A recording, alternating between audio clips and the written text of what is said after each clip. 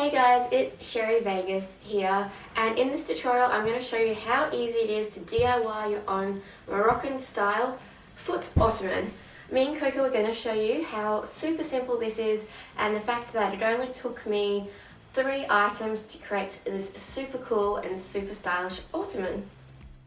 So I have been wanting a Moroccan style foot ottoman for so long, but they are so expensive, so I decided that I could make my own.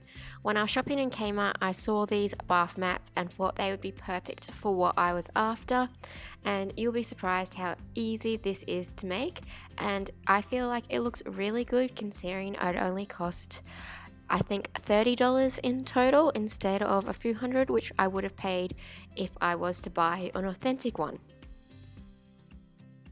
What you're going to need to get started is your 2 bath mats. I purchased mine, as I said before, from Kmart Australia, but obviously if you find bath mats from another place that you like just as much, they will obviously work.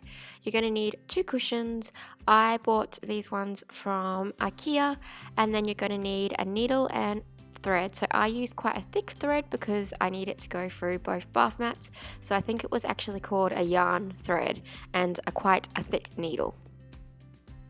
When I was making this, I thought these cushions would be big enough to use, as they looked like it when I put them next to the bath mat, but when I actually did finish sewing up my bath mat and put them inside, I realized that I should have got 2 European styled cushions just because I wanted it to be more plumper, and these kind of weren't enough, so I went back and bought 2 European styled cushions instead of these 2.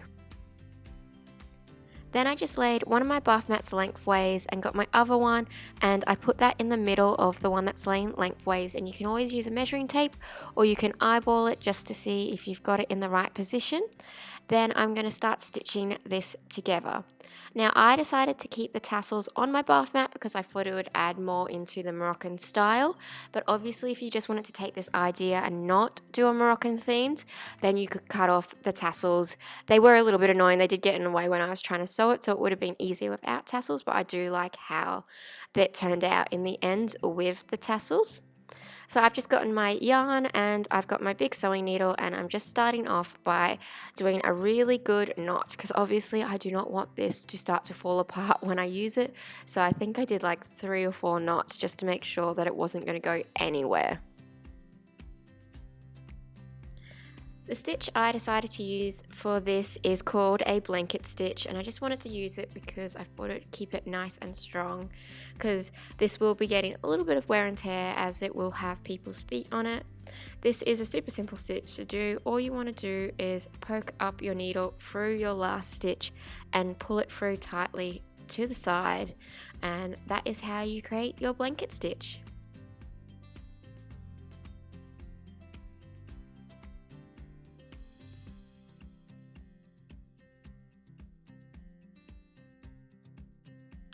Once you're finished sewing all the way across the first side of your bath mat, you then need to sew up the 2 sides, and this will start forming the shape to your ottoman. So it's pretty simple, and I'm just going to keep doing the same blanket stitch the whole way through until I have only the last bit at the end where I will be changing the type of stitch.